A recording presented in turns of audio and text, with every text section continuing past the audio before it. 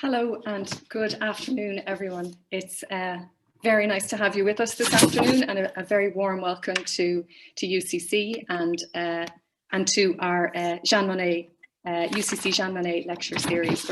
We're delighted to welcome you here this afternoon. My name is Mary C. Murphy, and I'm a senior lecturer here at UCC, and I also hold a chair in a Jean Monnet chair in European integration. So I'm delighted to welcome all of you to today's event. It's the third of our lectures this calendar year. And since going online, we've been attracting a very large audience with colleagues joining us, not just from Cork, but also from across Ireland and from all around the world, in fact, including across the UK and Europe. And we have some visitors with us from the United States today. So we'd love if you were all with us in Cork, obviously, but hopefully these kinds of gatherings will become possible again in the not too distant future. So I'd just like to begin by acknowledging the support of the Erasmus Plus Jean Monnet programme, which is supporting today's event. And I'd like to turn to our speaker now this afternoon. I'm very sorry that she isn't joining us physically here in Cork today, but I am genuinely delighted to welcome Naomi Long, MLA, to deliver this month's Jean Monnet lecture. Now, Naomi doesn't really need much in the way of an introduction, but nevertheless, I am going to outline some of her many achievements before handing the floor to her. Naomi is from East Belfast, as many of you will know, and she's actually the only Northern Ireland politician to have served at every level of government, which is quite an achievement. She was initially a Belfast City Councillor and also served as Lord Mayor of Belfast from 2009 to 2010. And this was followed by her election as an MP for East Belfast. She was the first Alliance MP ever to be elected to Westminster. In 2016, she was elected to the Northern Ireland Assembly and she became the Alliance Party leader. And then in 2019, she was elected as an MEP and she became again the first Alliance representative to serve in the European Parliament. After Brexit, she returned to the Assembly and she took up her current role as Justice Minister in Northern Ireland, a post she's had since January 2020. Now, like many Northern Ireland and Irish politicians and British politicians as well, Naomi has been at the Brexit coalface for the last number of years. The Alliance Party is a pro-EU party and campaigned for a Remain vote in 2016. And since then, the party has been working, I suppose, to address the worst effects of Brexit for Northern Ireland, and in that context supports the implementation of the protocol. But in parallel, the Alliance Party under Naomi's leadership has also seen greater electoral success in recent years. And the size of the so-called centre ground in Northern Ireland does appear to be growing. Now, this is consequential, I suppose, for lots of reasons, but in particular for debates about the future of the island of Ireland. And there was, I found it quite striking that there was much reference to the centre ground earlier this week during a primetime current affairs special on a United Ireland, which was aired on Irish national television.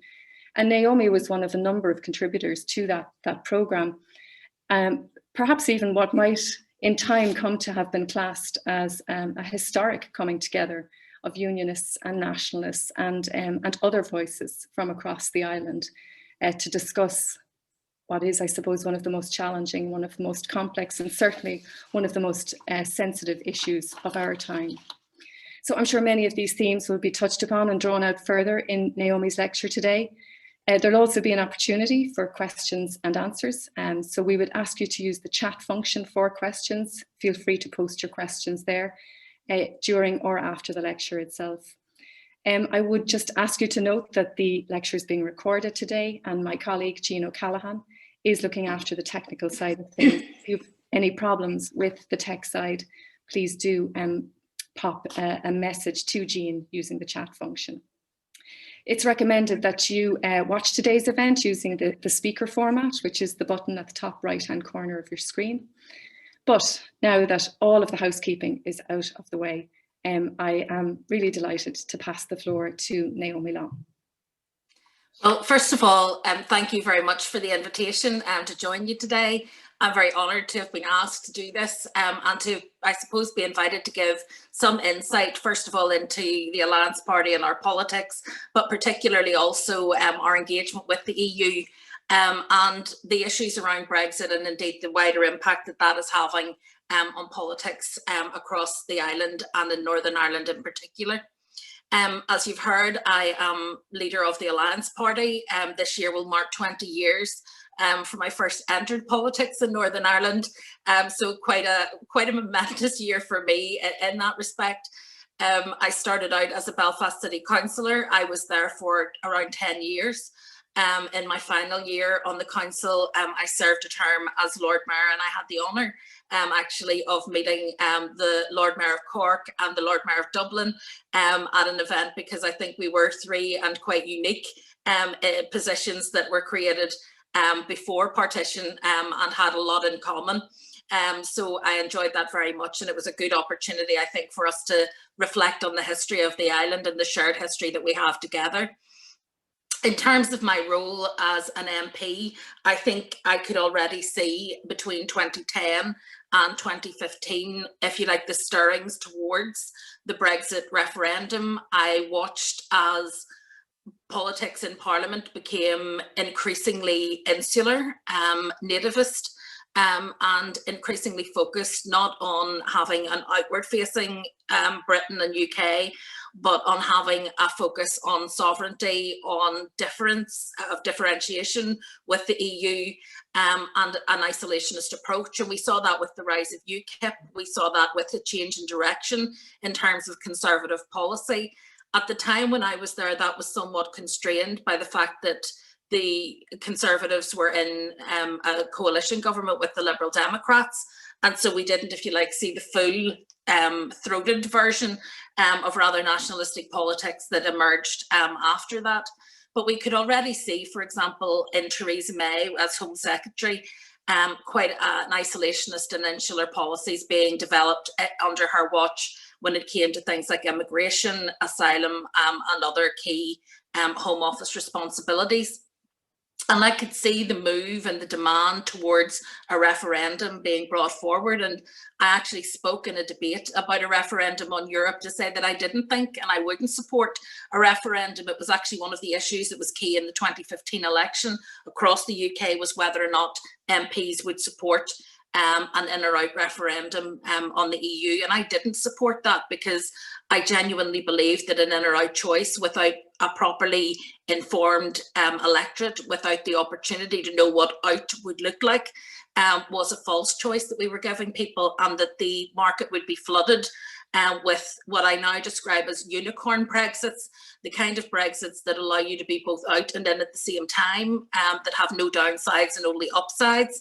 And I think that's precisely what happened. And it's very regrettable to me that we engaged in an election where the electorate were essentially fed a message which was false, a narrative that was false, and very difficult to counter in terms of its simplicity and its attractiveness. And I think that that has been, I suppose, one of my biggest regrets, is that if we were to have a referendum again on any issue, I think it's one that needs to be fully informed about what the future would look like and the practicalities of it. Because I think, as with all things in politics, there has to be a practical engagement around the future if we're going to have meaningful elections. I lost my seat as an MP in 2015. Some of you may or may not be aware of some of the local politics that played out in that respect in Northern Ireland. I had quite a difficult 5 years as an MP, which led to quite a collection of death threats and other disruption to my office and my colleagues and so on, because of a flags dispute that erupted in City Hall long after I'd left.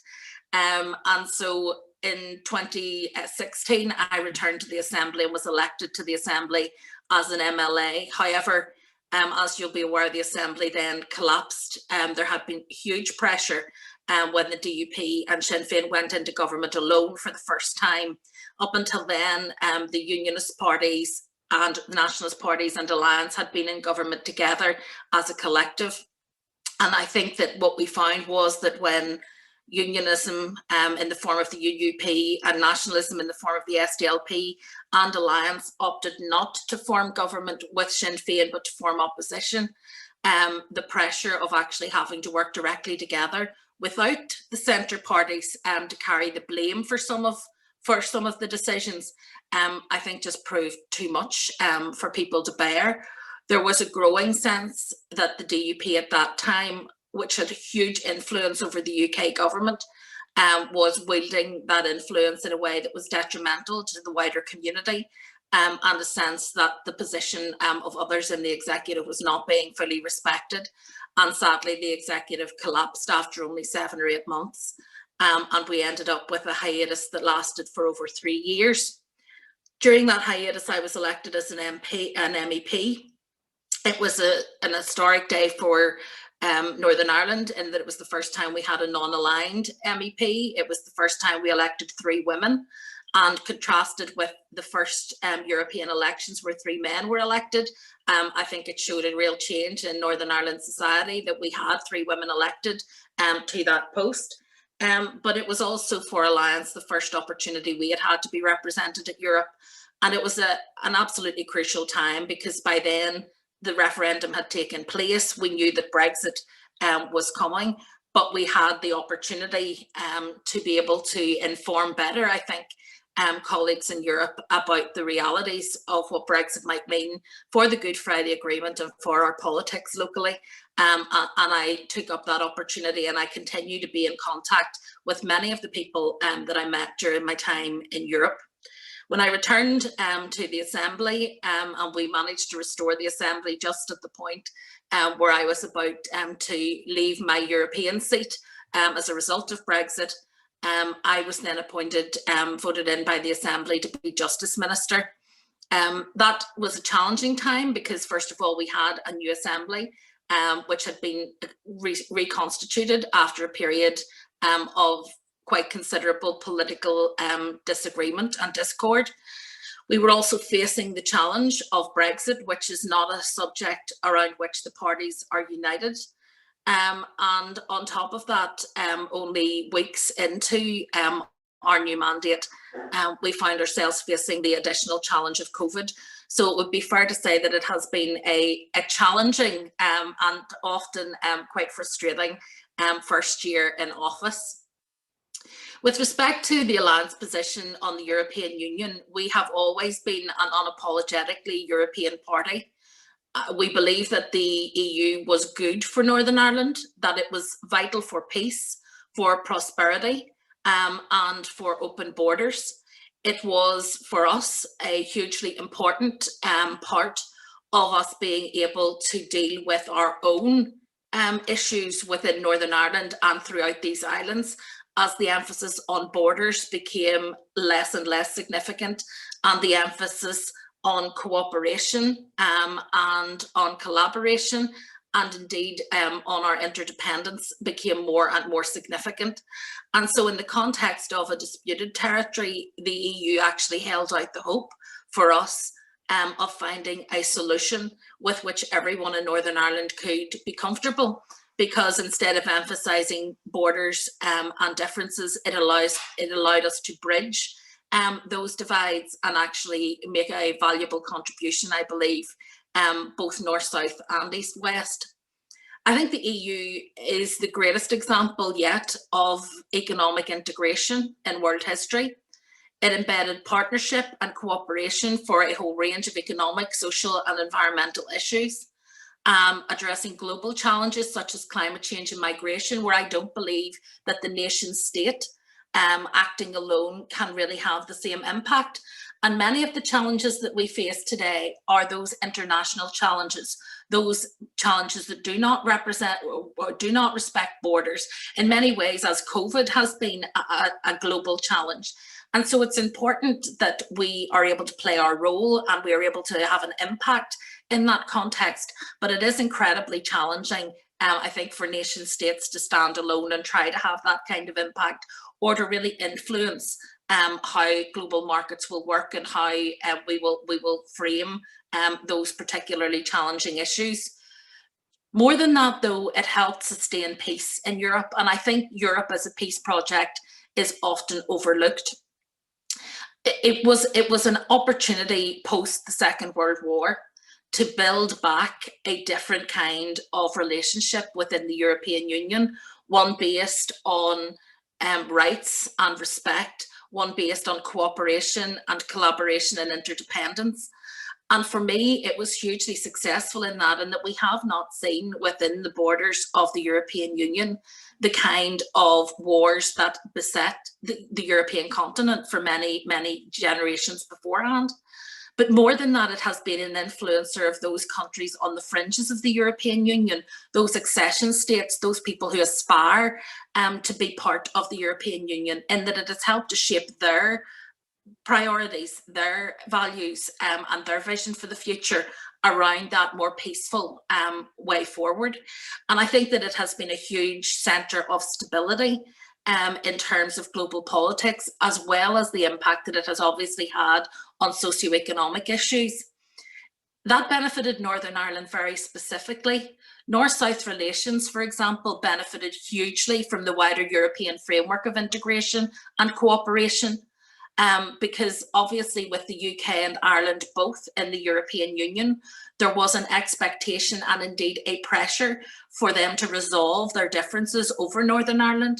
There was a need for them to align more closely, and that alignment and that closer and closer alignment meant that the differences between Northern Ireland and the rest of the island became less and less. But it also created the space in which, with good relations between London and Dublin, we were able then to forge better relationships on the basis of a peace process in Northern Ireland. And I don't think anyone should underestimate the impact that our exit from the European Union has had, both in terms of the relationships between the UK and Ireland, and also the impact that those deteriorated relationships have had on politics in Northern Ireland. We also very specifically benefited from investment in EU peace programmes, and we continue to do so, whether that's the peace programme, Interreg, or lots of others. So for all of those reasons, Alliance remains ardently pro-European. We wish to rejoin the EU at the earliest possible opportunity, and feeling that we are seeking to maintain the closest possible relationships with the EU from our current position. Our track record on Brexit, since 2016, we responded to the crisis as we saw it in terms of the exit of the European Union in a number of different ways. We supported a people's vote, which despite popular support really couldn't get sufficient political traction at Westminster. We fundamentally believed that whilst the government could claim legitimately that it had a mandate to take forward Brexit, it could not claim legitimately to have a mandate for the kind of Brexit it was taking forward. 2 nations of 4 had said no to Brexit at all. The others were marginal, and it was fairly clear that with a 52-48 vote, the most extreme form of Brexit, the most divergent form of Brexit, hadn't really been endorsed dramatically by the country as a whole. And so we felt very strongly that there should be a people's vote, an opportunity for people to express their view once they saw how Brexit was shaping up. Once they saw the reality, the package that hadn't been there and presented to them beforehand, and once they could make an informed choice.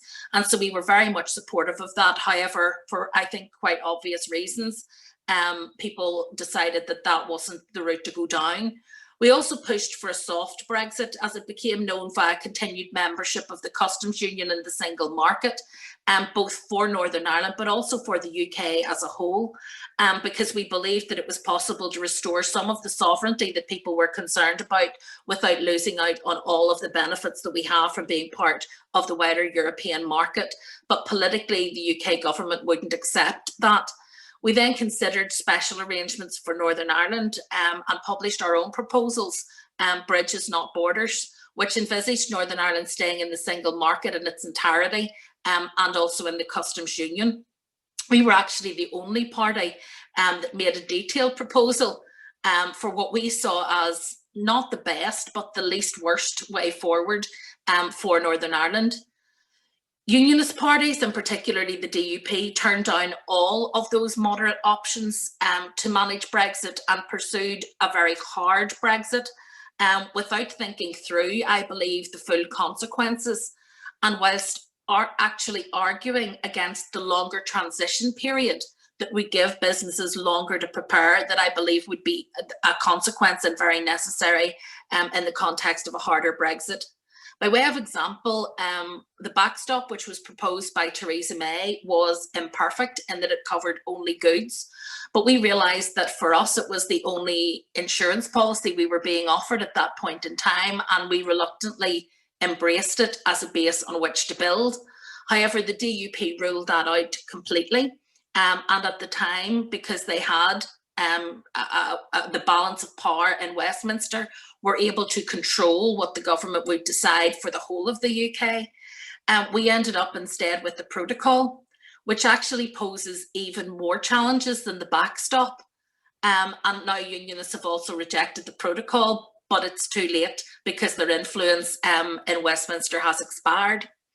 The protocol itself is, I suppose, a cause of concern. We never advocated for the protocol, but we have consistently argued for special arrangements for Northern Ireland.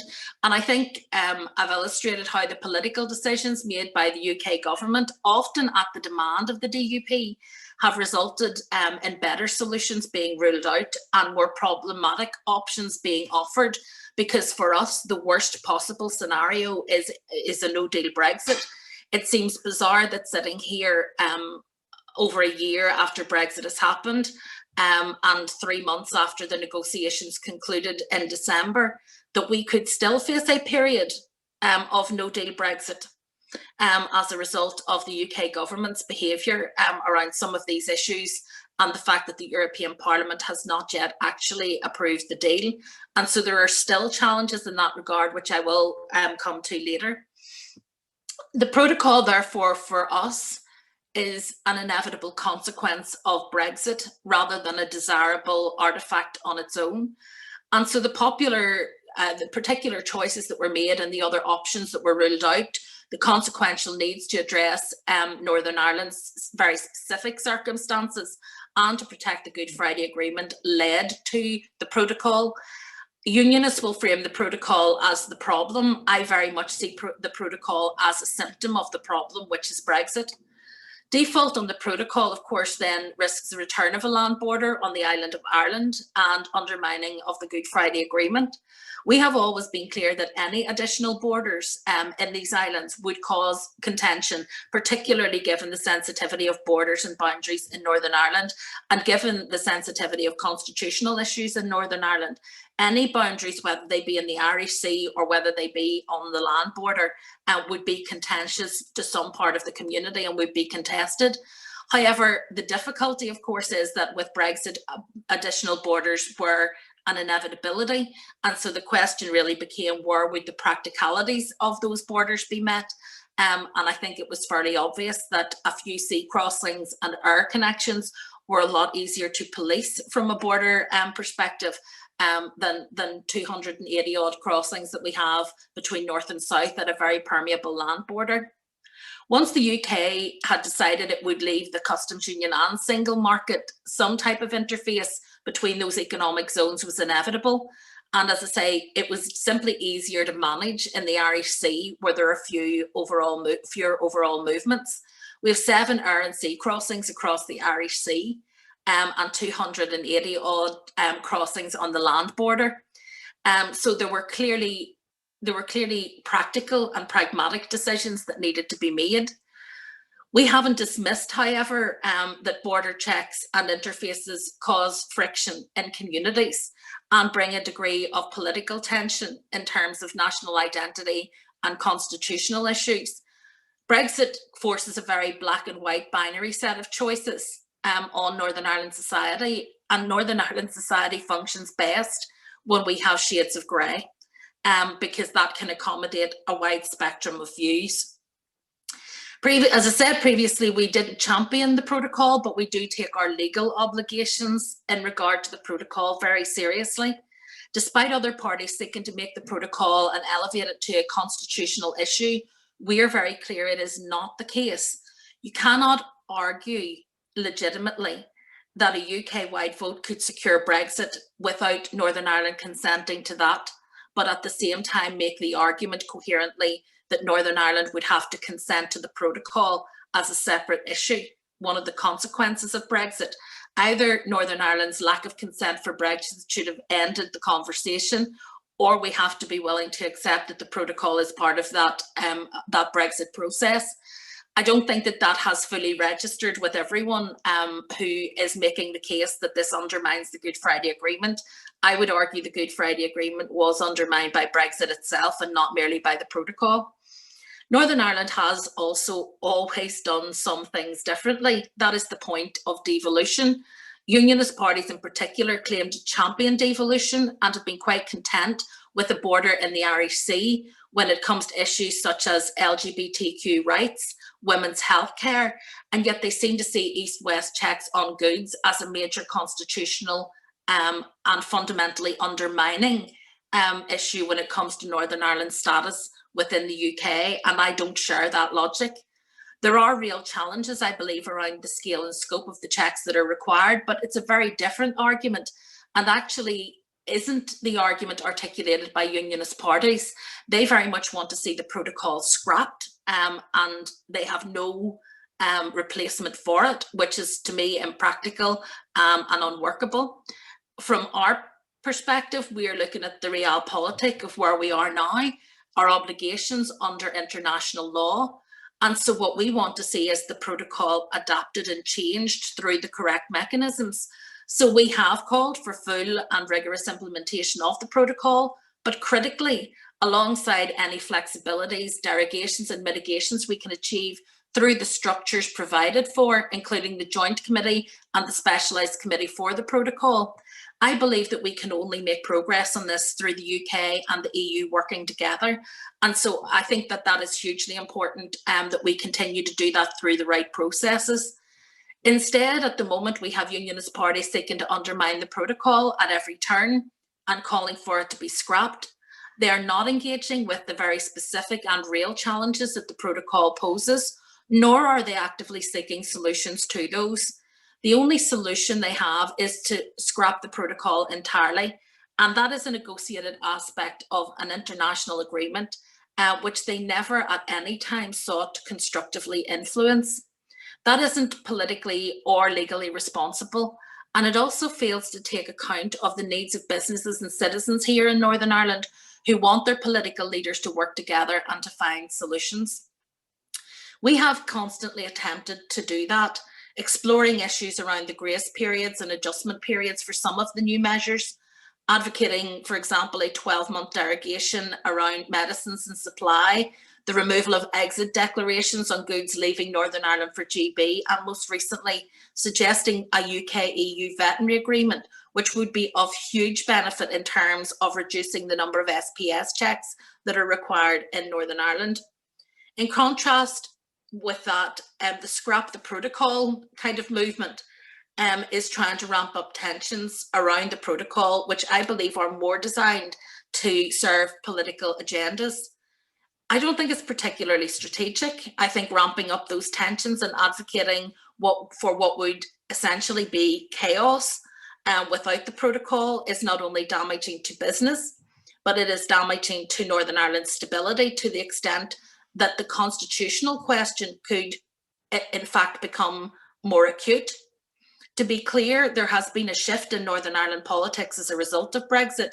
Many people who previously considered themselves either fairly neutral or pragmatically unionist because of economic benefits, I think have questioned that much more in the last number of years when they see the kind of Brexit that has been imposed and when they see the kind of direction of travel of the UK government, moving away from a kind of human rights-based approach, from a compassionate and internationalist approach towards something which is much more nativistic and much more nationalistic. And so I think that that has in itself seen a shift in the politics, and we've seen that reflected not just in the Alliance Party's vote with a growing number of people in that undetermined centre ground, but also I think it's been demonstrated by very poor polling from particularly unionist parties over recent weeks and months. Business needs stability, and we're clear that what they have at the moment, whilst it's onerous, is at least stable. And what they need are changes to it that are sustainable. What they don't need is a period of chaos if it is immediately removed. As things stand, the protocol doesn't change the constitutional position of Northern Ireland. We remain part of the UK. That will only be changed via the principle of consent mechanism in the Good Friday Agreement, and that is very specifically referenced in the withdrawal agreement. However, unionists championed Brexit despite the obvious destabilising effect it would have on Northern Ireland. They vetoed and shouted down all the viable alternatives, and now, seeing the damage they have done, instead of recognising that that is attributable to Brexit, they are blaming the protocol for all of the problems. Where they're unable to say they regret Brexit, and that Brexit has caused friction on East-West trade, as we said it would, they instead direct their ire at the protocol, the mechanism which actually seeks imperfectly to try and mitigate and ameliorate harm. It's a Trumpian form of logic, big undeliverable promises of having a perfect Brexit, not being willing to face up to awkward facts during the debate and during the negotiations, ratcheting up the rhetoric as things become difficult, and then of course scapegoating others when things go wrong. And by way of example, whilst the non-unionist parties in Northern Ireland supported an extension of the transition period, the DUP vetoed that in the Assembly and in the Executive, absolutely determined in their course of action to exit the EU no matter what the cost. And yet now they want extensions to grace periods to allow a smoother transition. We've also a situation whereby the DUP minister responsible for constructing the infrastructure required for checks at ports ultimately refused to do so until compelled to by the UK government. These measures are now so overdue that he is also constructing a narrative that we can't justify the investment in taking those measures when we're on course to miss the deadlines anyway. Those delays, however, lead to chaos, which leads to the undermining of legal obligations. And that approach is really a road to nowhere except deadlock and more pain.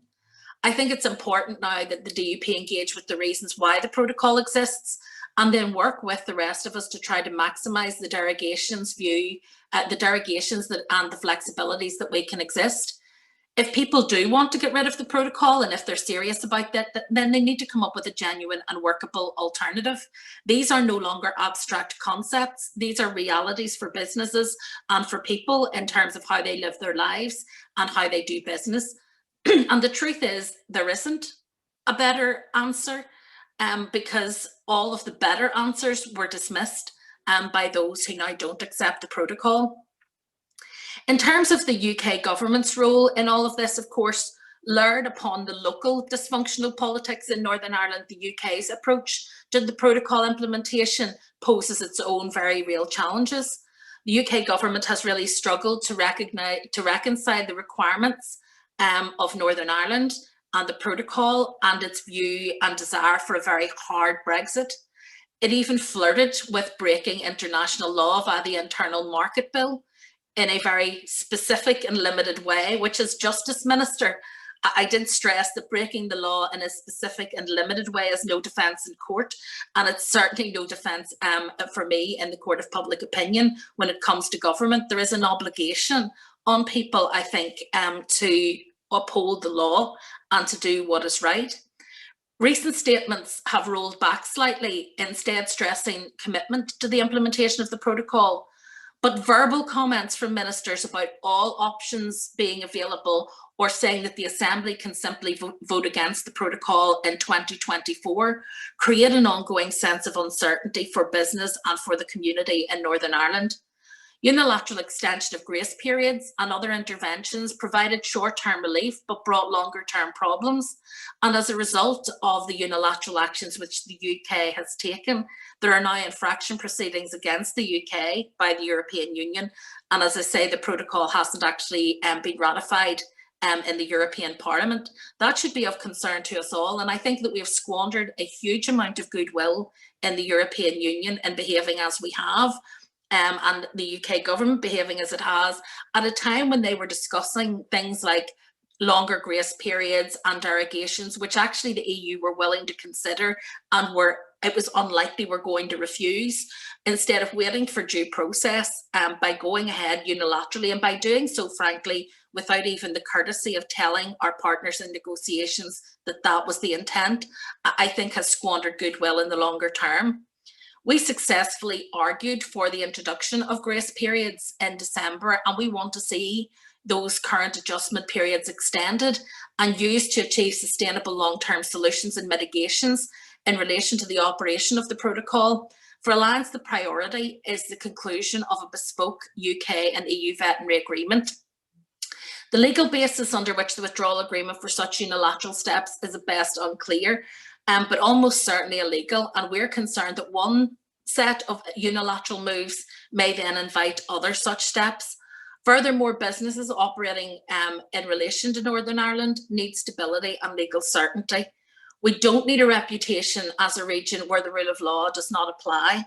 It isn't a tenable basis on which to attract inward investment, but it sets a very poor example in a community and in a society where disregard for the rule of law has been a feature and a factor of our lives for a very long time, and we're only recovering from that.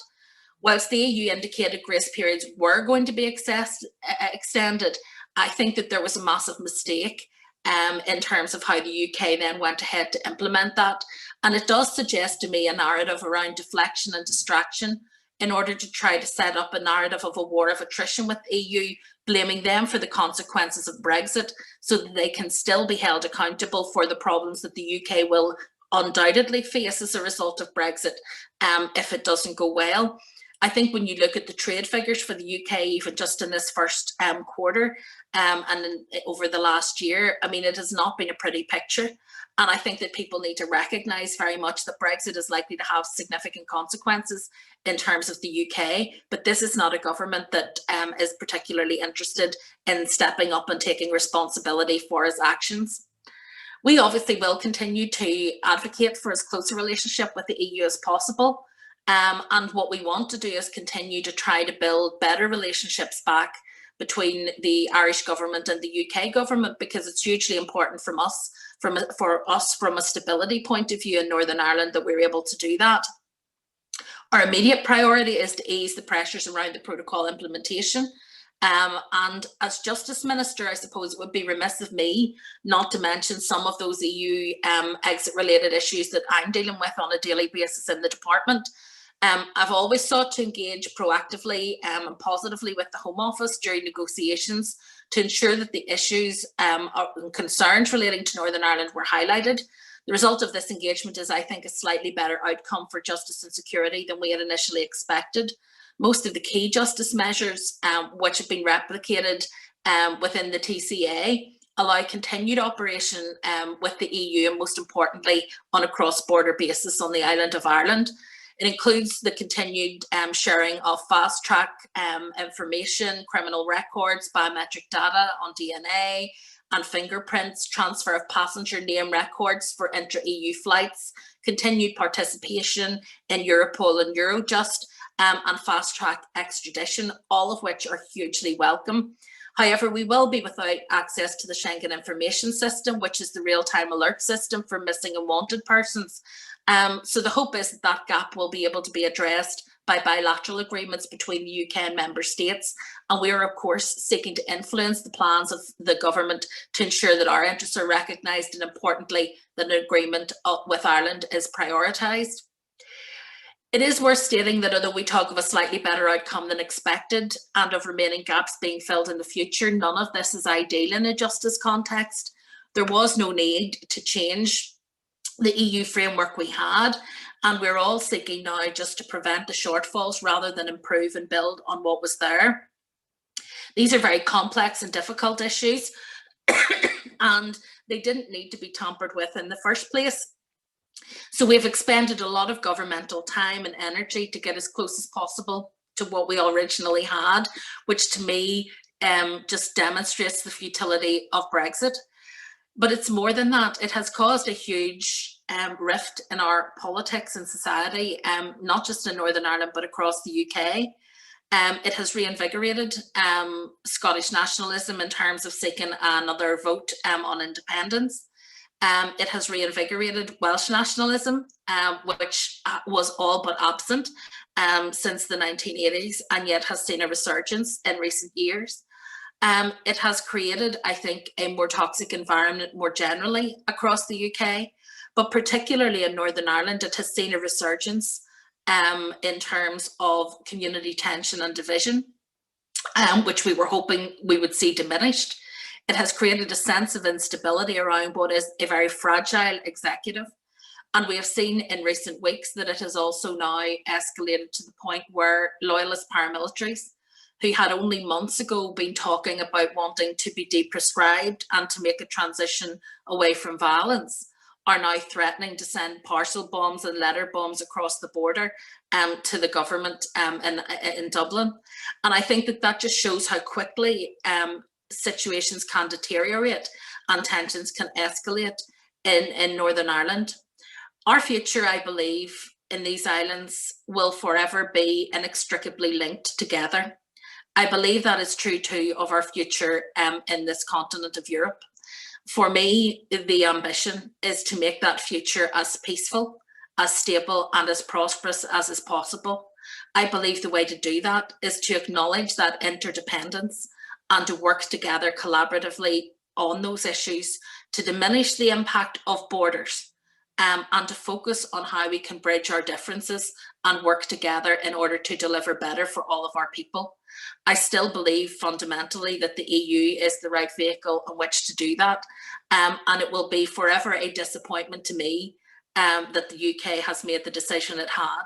But in the interim, my job is to try to manage that decision in a way that will mitigate the worst impacts and that will allow us to align as closely as we can with the EU and continue good north-south, east-west and inter-community working here in Northern Ireland to live up to the aspirations of the Good Friday Agreement, even though we do it in very difficult times. Thank you. Naomi, thank you very much indeed. That was a really insightful contribution, I think, to what is obviously a very important conversation. And, you know, if I might say, I think it's really important that for the Alliance Party that its position on Brexit and that its approach to Brexit is put on record. Maybe particularly for an Irish audience, which is less well acquainted with the intricacies of Northern Ireland politics. And it's been very interesting as well to hear your views and I suppose your reservations about Brexit, but particularly its form. But equally interesting to hear about your pragmatic approach to dealing with the fallout from Brexit, insofar as that's possible. So thank you sincerely for setting out all of the challenges and the complexities, and for having distilled them, you know, so articulately. But maybe more especially for having highlighted the way in which Brexit has sort of helped to sort of destabilize Northern Ireland in some ways, particularly in terms of community relations.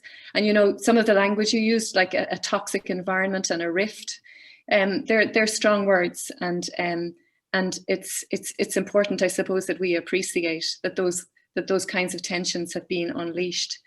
So thank you for what's been a very valuable and I really mean it, a very important analysis of the situation in relation to Brexit and the protocol in Northern Ireland. So there's lots of questions pouring in. I'm just going to go to the first one, which is actually from Francis Jacobs, and Francis is the former head of the European Parliament office in Ireland. And you can see there that he's asking about the Alliance Party's membership of the family of European liberal parties, and your perspective on how that link has been important, especially after Brexit, for the Alliance Party. It's been hugely important. I think when we were members of the EU and there was stability in that, we perhaps undervalued our linkages into Europe because we took them for granted, and we didn't feel the need to cultivate relationships with our European sister parties in the same way. But I think particularly around the debate on Brexit, we really reinvigorated our relationships, both with Liberal International, which is much wider, and then with ALDE, which is now represented in the Parliament as Renew Europe. And I was very pleased and proud to be able to sit as part of that group and to contribute not just to issues around Brexit and Northern Ireland, but also to contribute to issues that affect the rest of Europe, because it's about much more than just Northern Ireland. The values and the visions of liberalism matter to me, in terms of the kind of standards we have around human rights and other things. It's been also really important for me to be able to connect into those other liberal voices and to talk to other people from right across Europe about some of the challenges we face in Northern Ireland. And I suppose to increase awareness as a member of the Parliament, but also since we have exited the Parliament, to continue that dialogue with other sympathetic partners about the impact of the tensions between the EU and the UK on Northern Ireland specifically. We met a huge amount of goodwill in Northern Ireland, and there was a huge amount of support for us when we went to Europe, and a huge amount of interest in how it would impact on us.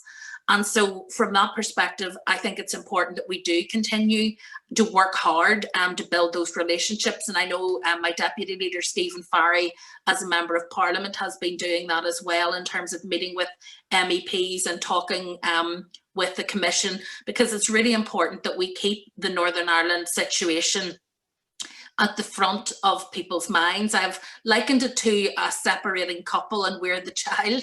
And it's kind of like asking the parents to do what's best in the interests of their child, because at some stages these things take on a life of their own. They become adversarial, people dig in, but at the core, both have said they really do care what happens to Northern Ireland. Well, if that is true, then that has to adjust their attitude, their tone, and how they engage. And so we're trying to constantly remind them that whilst there are huge issues that they're trying to deal with, they have a particular impact on a very vulnerable community in Northern Ireland, and how they respond to that, I think, is hugely important. So I think it was really helpful, actually, to be in the European Parliament at the time when I was, to be able to bring up those, to be able to really meet those people face to face, to get to know people, and to be able to build those links into the European system.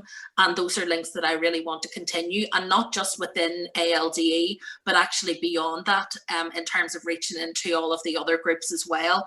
It was a good opportunity, I think, to build those relationships, and to bring together also all of the MEPs from this island, along with all of the MEPs from GB. And I actually hosted events where we brought together all of the parties, including, believe it or not, the kind of UKIP and so on. We actually got everybody in the same room to have a civilized conversation. And that's not an easy thing to do about something that is as emotive as Brexit. But it was important that we did that, because those relationships and our futures are tied together. So we have got to try to work to build better relationships, even when it is very difficult to do it. Thanks, Naomi. My colleague John O'Brennan, I don't know, John, if you'd like to turn on your mic, you might like to ask the question yourself. It's a question related to the constitutional future of the island and a citizens' assembly. Thanks very much indeed, Mary, and thank you, Naomi. I watched your contribution to Claire Byrne's show on Monday evening, and it was terrific and absolutely necessary. And again, thank you for outlining in broader terms today your own view and the party's view on Northern Ireland's future. My question is about citizens' assemblies and whether they offer us any opportunity to bring people meaningfully together on the island. We know that here in the Republic, they've been very successful in helping us break the logjam around some particular issues. They're being used in Scotland, currently in Germany on the environment, for example. And watching the programme on Monday evening, I just had that question in my mind about whether citizens' assemblies might be used on issues like education and health. In other words, not the territorial issues or the constitutional issues, but the ones that are really important to people's lives. So in terms of bringing people and communities together, do they offer us a way forward in thinking about how we share the island? Thank you. I think that they do. I think they particularly resonate with people like myself and many others in that centre ground in Northern Ireland who are pragmatic about their politics. It isn't about ideology. It isn't about flags and emblems and anthems and nationalisms. It is about pragmatic politics and quality of life. It's about the things that really impact on people. So the things that will influence decisions about a future border poll will come down to things like, well, will I be able to access free healthcare? What will be the impact on the National Health Service? How will our schooling operate in a different environment? What are the changes that will affect me? How will it be paid for? Those are the questions that the people that I speak with every day are asking. And the fact that they're asking those questions is in itself a shift. And I think Brexit has brought that shift about, because it has made the future feel more uncertain. And so people are much more questioning of their allegiances than they may have been before. I think citizens' assemblies have the benefit of actually bringing together people, but also allowing people to become informed about what the options are practically. I think part of my frustration and anger with Brexit was that we had a ludicrous conversation where promises were made that could never be delivered. They didn't stack up. Numbers were pasted on the sides of buses and driven around the countryside. And people saw that all this money was going to come into the NHS. That was never going to happen. But how do you argue against money for the NHS?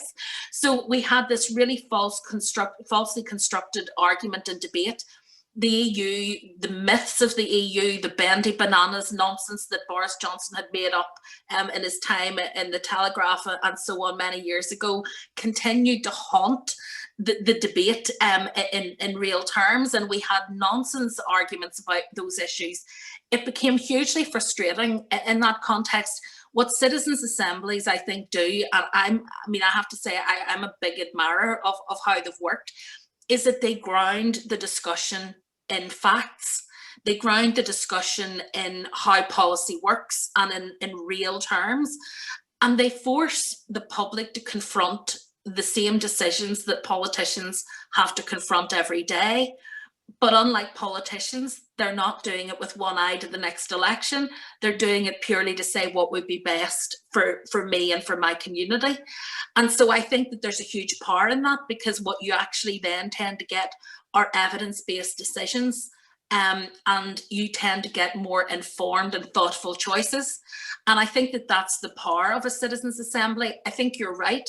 It would be difficult potentially to do it around the constitutional question, because people would opt out for different reasons. But I think it would be possible to do it when you talk about service provision, when you talk about how communities would be shaped and what would happen. I think those are engagements that people are willing to have. Perhaps not everyone, but a lot of people would be willing to have and would be keen to have, because I think people want to look at what are the options for the future. What will Northern Ireland, this region, look like in 20 or 30 years' time? And, you know, what are our choices in that respect? So I think people are open to those conversations in a way that perhaps they weren't before. And I think citizens' assemblies are a really good vehicle. I'd also just reflect in terms of Claire Byrne and the programme the other evening. I reflected with friends of mine afterwards. I mean, I could not conceive of a Northern Ireland political programme being able to have such a civilised debate around, you know, reunification or the future of Northern Ireland.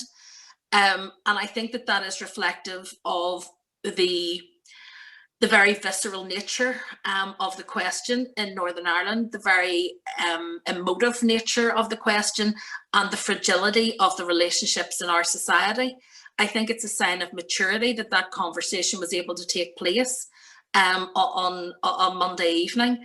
I'm not sure that Northern Ireland as a society is stable and mature enough to have that kind of very open conversation that wouldn't have led to a much more aggressive and much more, I think, much more conflict on screen. I fear for our ability to have rational, thoughtful discussion around those difficult issues, because again, I think the politics is tracking towards a very Trumpian model where truth matters very little, facts and evidence tend to be ignored, and everything is about sound bites, and that isn't the kind of conversation you can have in a sound bite. But it was, for me, it was heartening that it was able to be had somewhere and that I was able to participate.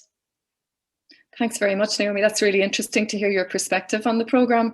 And again, I think it's an important message for an audience on this side of the border, that having the conversation here is possible, but far less so possible in Northern Ireland.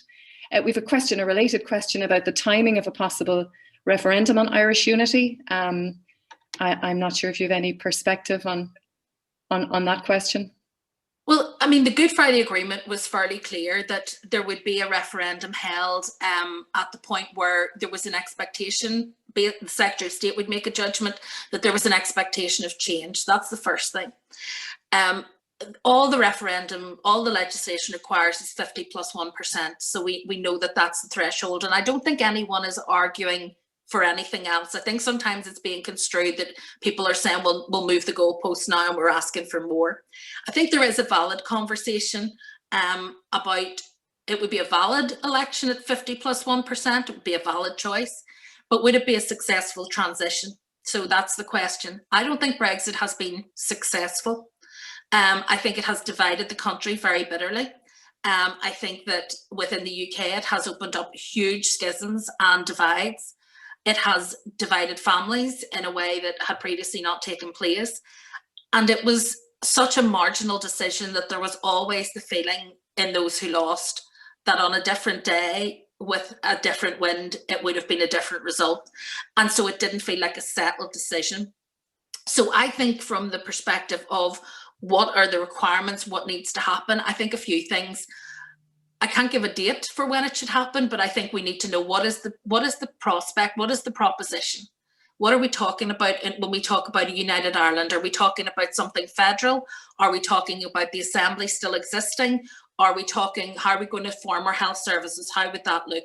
What would the relationship be with the UK? What would the relationship be with the EU? What would it mean to be British in Ireland? Because there will be a lot of us who will still be British after there's a united Ireland. What will it mean to be Northern Irish in Ireland? Will it be the same Ireland that it is now and we'll be amalgamated in, or is it going to be a completely different concept? So there are lots and lots of questions, and we need to drill down into each of those and provide some clarity and certainty so that when people come to cast their vote, they know what they're voting for. Because for me, what happened in Brexit was people cast their vote for Brexit as an expression of anger against the government in Westminster. They were angry with their lot in life. They wanted change. They wanted things to be better and fairer. They felt they'd been marginalised and excluded. They mistakenly blamed the European Union for that rather than the government. And the result of that was that they voted for further marginalisation. And I think that that was a real shame. I think it's important that people know what they're voting for. So I have no time limits on this. I think there will come a time when that poll will happen. I think if it does, it needs to be decisive one way or the other, because I don't think repeating the exercise on a regular basis will be good for community relations, either north-south or internally in Northern Ireland. But I do think that we need a clear proposition. We need a functioning assembly. We need the British-Irish Intergovernmental Conference to function, because of course the structures around the Good Friday Agreement should be fully functioning at the time when we have any poll. But most of all, I think we need to have given some thought to what would a successful transition look like, because we've seen an unsuccessful transition out of the EU. So I think thinking about successful transition matters. And I think that that's why people like John Bruton, Claire Hanna and others have said, is 50 plus 1% enough? Yes, to carry the vote, but is it enough for a successful transition? And to what degree do you need to bring more people with you in order to be sure that there is a settled will and that people are accepting of that? So I think there's a lot of work to do.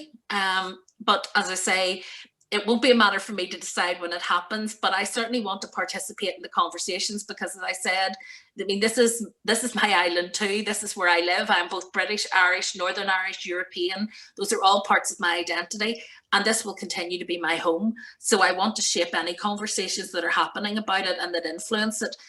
Even though I'm not there to advocate for a united Ireland, I want to think about what that might look like, because if it does come about, I want to have been part of that being able to be formed. Thanks, Naomi. I should say that question was from one of our students here at UCC, Atacan. The next question is from Brian Turner. Brian, would you like to ask the question? Brian is a colleague here at UCC as well. Thanks, Mary, and thanks, Naomi, for a really fascinating and insightful discussion. I suppose I always find it curious that the DUP in particular sets it up as itself up as the defender of the union, and they're so kind of tied up with the union, and yet they've been probably the most vociferous in kind of their support of Brexit and the hardest form of Brexit, which, as you've already alluded to, is potentially going to lead to the breakup of the union. So, I mean, Scotland might be going down the road of an independence referendum. We're talking about potentially a border poll in Northern Ireland, and you alluded there to the Welsh nationalism starting to ramp up again. So, were they taking a very narrow focus on the costs and benefits of Brexit, or was it just a massive miscalculation on their part? Well, I think there are a number of factors. I mean, first of all, it had been their historic position for some rather unusual reasons.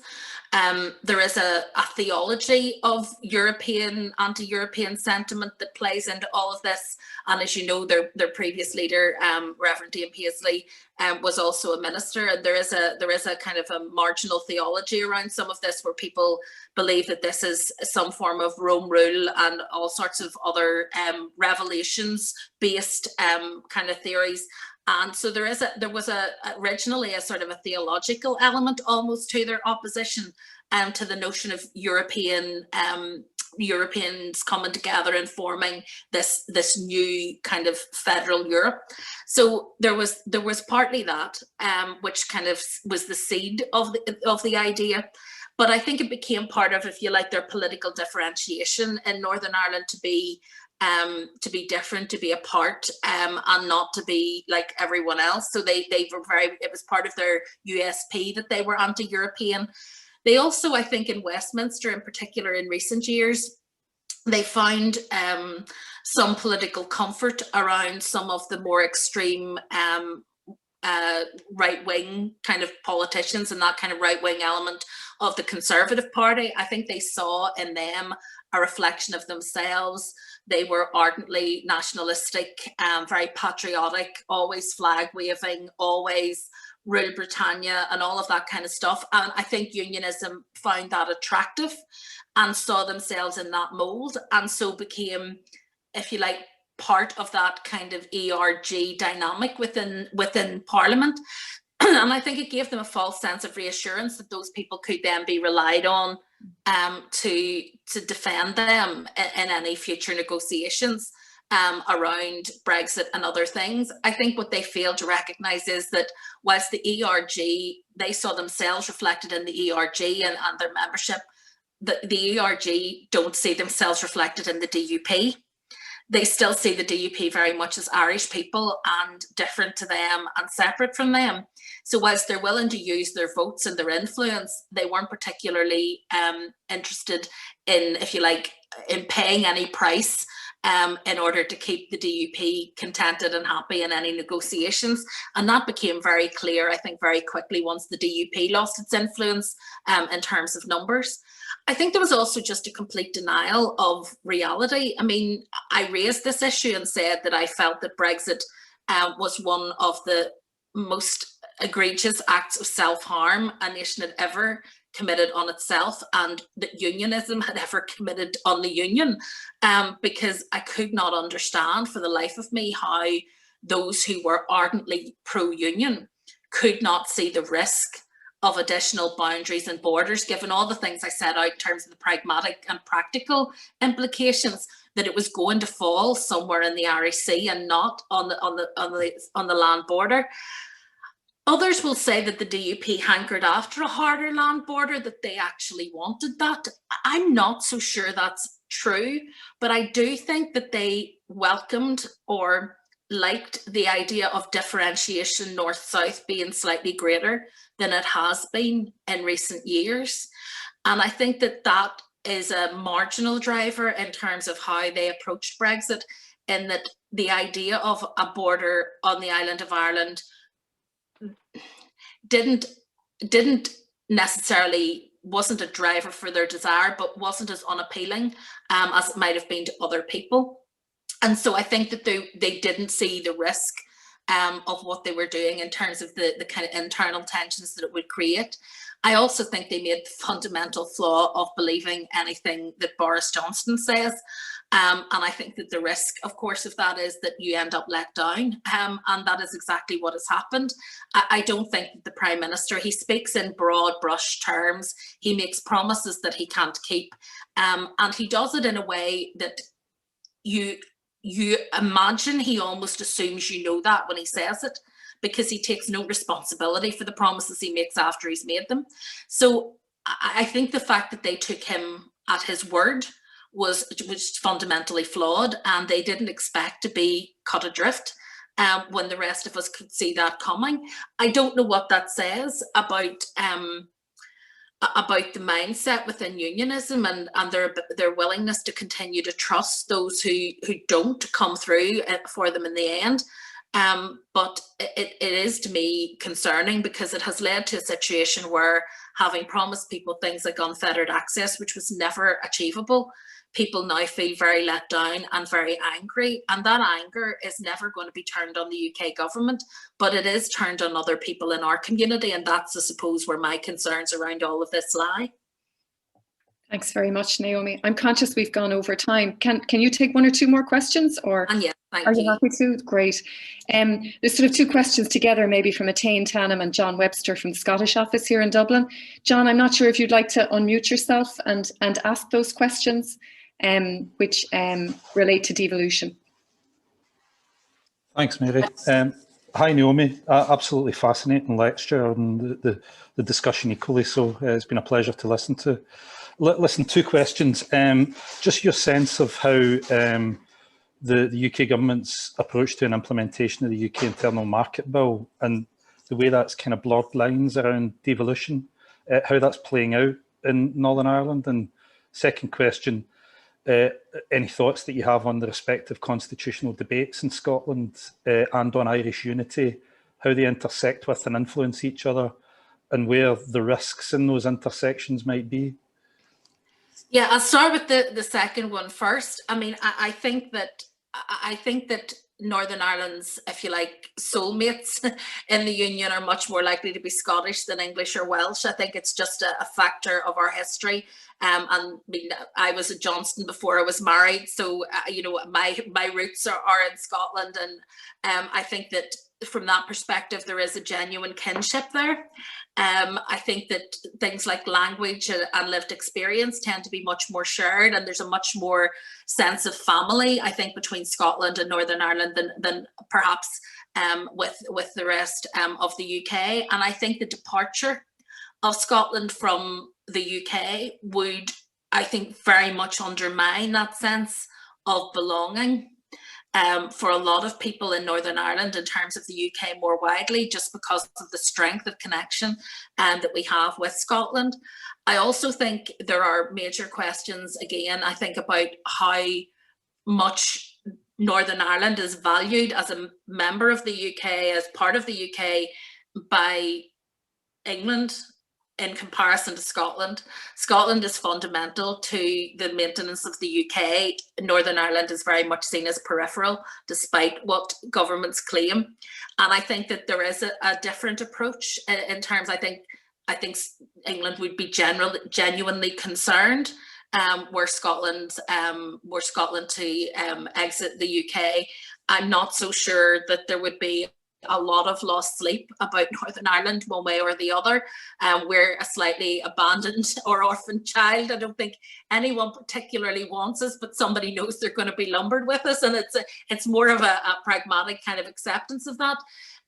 So I think it would be, psychologically, it would be huge. And of course, I mean, people will say, well, Northern Ireland would still determine its own future, and I think that's true. But the UK wouldn't really exist anymore if Scotland wasn't part of it in any meaningful way, and therefore I think it would be a kind of existential crisis in terms of unionism in Northern Ireland if that were to happen. I have no views whatsoever on Scottish independence, and I have stridently and purposefully avoided developing any, because I think I have enough to do with trying to manage the issue around Northern Ireland and its constitutional future. And I'm very conscious that when other people wade into our discussions, that it gets very sensitive. So I try not to wade into the wider discussion, other than that I believe Scotland does have a legitimate claim to be able to decide its own future and determine its own path. And I think that that has to be respected. I think that that's something that to me is fundamentally democratic and should continue. I mean, I suppose in terms of the issues around the relationships and what happens constitutionally north south and so on, I think that's a much more I suppose a much more complex issue given the interrelationships that we have had for many years and the tensions around that, and I think it's been difficult. The Internal Markets Bill, I think, was fairly ill-conceived idea, poorly executed, and I think that probably goes for a lot of the legislation that we see coming through Westminster, particularly around this issue. There is tension in the executive about things that, for example, would previously have been in our gift to decide that will now, whilst it hasn't returned to Westminster, but for example, control over some of the future prosperity funds, instead of being devolved to our local institutions and aligned with our priorities, will be administered from Westminster. And I think there is a genuine sense, and I certainly feel it, of a slight lack of enthusiasm for devolution with the current government. I think devolution is really important. I think it's very important in a nation with so many disparate parts that are very, very different in terms of their culture and identity and everything else. I think the only way the UK could possibly survive is via devolution, and the more devolution, the better in many ways. But I do think that the Internal Markets Bill does challenge that, and I think there are issues around that. For me, the fundamental issue with the Internal Markets Bill was simply that it was introducing an illegal element into how we implemented our international obligations, and to me that's unacceptable. At the very least, I would expect my government to uphold the law internationally and nationally. I don't expect them to advocate breaking the law. And I think that to me crossed a line in terms of where they were headed at that time. But yes, I mean, there are challenges. I think around the general approach and respect for devolution. I think part of that is driven by the fact that English nationalism has never really been able to find a purpose, because there was no devolution in England, and I think that was a mistake. I actually think a devolved Parliament for England would have been, if you like, the natural extension of what we had in Scotland, Wales, and Northern Ireland. With Westminster, if you like, as the kind of main government. But I just don't think that project never was really finished. And as a result, I think that many English people feel a little bit that they've been overlooked in that project, perhaps even slightly jealous of devolution. But from my perspective, I think it's absolutely, for us, it was absolutely crucial to the peace process. But I also believe it's fundamentally the right way to do government, as close to people as possible. Thanks very much indeed, Naomi. I suspect we could keep talking for another hour, but I think it's time to draw things to a close. Can I thank you again sincerely for a really fascinating and insightful contribution to this discussion. It's been really interesting, and I think really important for us to be able to hear your perspective and the Alliance Party's perspective on these themes. So thanks for your generosity in joining us here in UCC today, and for that really honest and heartfelt engagement. It's very much appreciated. And we hope that we can offer you some hospitality in Cork at some stage in the near future. I know you've been before, but absolutely. Hopefully. I very much look forward to being able to revisit, and I'm looking forward to the the restrictions finally being lifted and being able to get back to seeing all of the island instead of just one tiny corner of it. Well, you'll be very welcome down here in the deep south when you do manage to get moving again. I'd like to thank Jean O'Callaghan for her help on the tech side today as well. Thanks very much, Jean. Once again to the Erasmus Plus Jean Monnet programme for supporting this event. And finally, a very warm word of thanks to our audience who've joined in great numbers today. It's great to have you here, and you'll see in the chat there, Naomi, that there's lots of love and appreciation for your contribution today. The next UCC Jean Monnet lecture is next month, towards the end of April. We have two speakers. We have Neil Richmond, TD, and Peter Gagan, who's the author of a fascinating book called Democracy for Sale, Dark Money and Dirty Politics. And that discussion will focus on issues around disinformation insofar as they relate to Brexit, but also to the EU more widely. So I hope that some of you will be able to join us again virtually here in UCC for that discussion. So do watch my Twitter account and the UCC website. The recording of today's event will hopefully be posted tomorrow, hopefully tomorrow. So please feel free to share that. But just one final word of thanks again to Naomi, and thanks to everyone for joining us today. Have a lovely evening. Thank you. All the best.